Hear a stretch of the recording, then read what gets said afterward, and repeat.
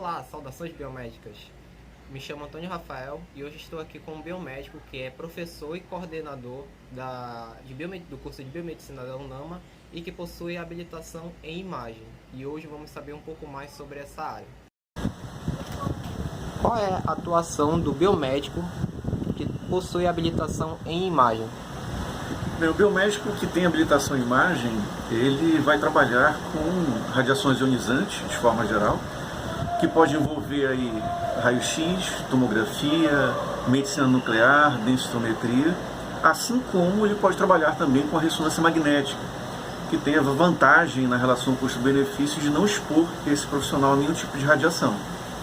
Por que você escolheu essa área? Bem, a gente está falando de praticamente 20 anos atrás, né? Há 20 anos atrás não existiam biomédicos habilitados em Belém, pouquíssimos técnicos dentro da área específica com formação e nenhum tecnólogo, a profissão nem existia, na verdade, aqui. Então, muito mais por influência de colegas que trabalhavam já na área da saúde e que já trabalhavam em hospitais, eu tive a curiosidade de cursar o curso técnico e a partir daí, obviamente, tive a experiência prática, o que me facilitou a chegada à habilitação. Como um biomédico com habilitação em imagem pode contribuir para o diagnóstico ou pesquisa de doenças? Bem, em relação ao diagnóstico, a gente precisa entender que existem limites para o diagnóstico clínico laboratorial. A gente não consegue definir com uma margem de segurança tão grande, ou pelo menos razoável, algumas complicações associadas ao trauma, por exemplo, e aí envolve um paciente de pronto atendimento, bem como lesões orgânicas internas com uma baixa alteração metabólica. Então, nesse sentido, o diagnóstico por imagem, ele colabora com o diagnóstico clínico laboratorial e, obviamente, ajuda o médico a fechar o histórico desse paciente e programar o tratamento mais bem direcionado. Após um exame por imagem, quais são os procedimentos a serem tomados? Isso vai depender de que tipo de exame a gente está falando. Alguns não têm nenhuma orientação específica após exame. Então, um raio-x convencional, por exemplo, não teria nenhuma indicação pós-exame. Alguns exames que demandam o uso de contraste, eles têm um reflexo associado, principalmente à função renal, muito importante.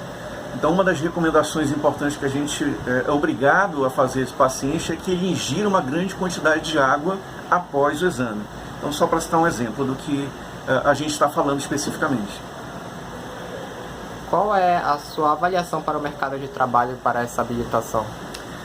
Hoje, nós temos um mercado de trabalho que demanda uma mão de obra extremamente qualificada, muito influência da evolução tecnológica do parque de imagem.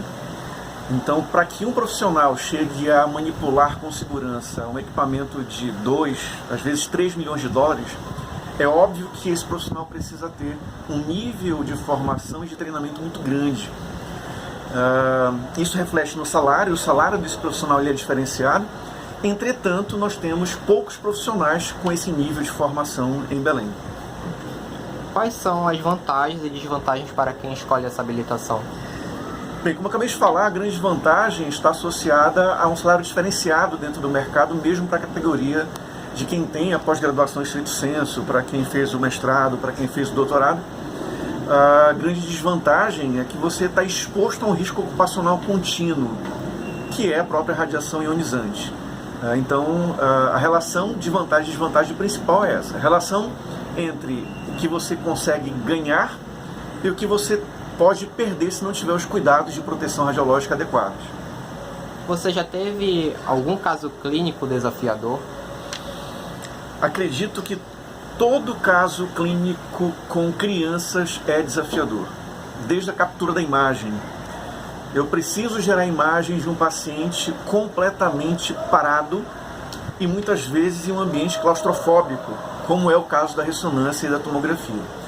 Então, conseguir fazer com que uma criança, numa ressonância magnética, fique parada 14, 17 minutos, é um desafio sempre.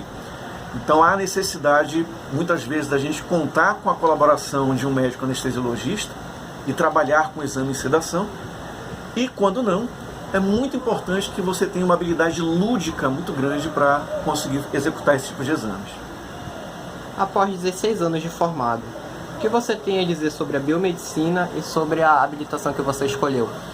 Bem, em relação ao curso, eu sempre digo que o ponto de partida é a curiosidade. Se você tem curiosidade, se você tem a inspiração da pesquisa e obviamente diretamente ligada a essa curiosidade, esse é o melhor caminho a ser seguido, sem dúvida nenhuma.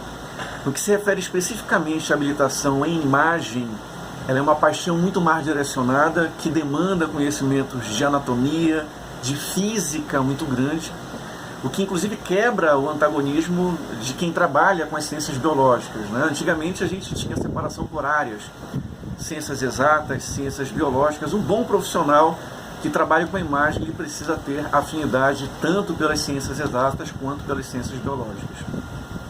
Quais os possíveis locais de trabalho para quem tem essa habilitação?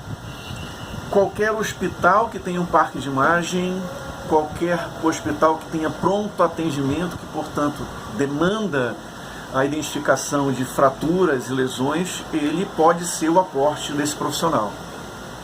Se tiver, qual é a possibilidade de empreendedorismo na sua área? Sempre há, sempre há.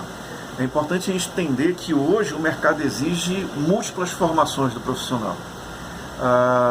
A gestão, ela representa uma área extremamente nova e que esses profissionais do futuro precisam estar preparados para exercer tal atividade. Seja a gestão no setor específico do diagnóstico por imagem, seja a gestão do próprio hospital.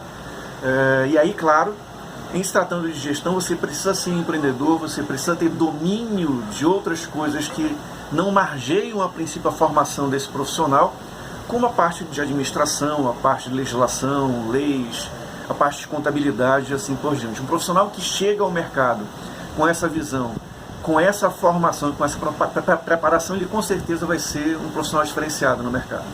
Muito bom. Ao final dessa entrevista, você tem alguma mensagem para deixar para quem ainda está na graduação?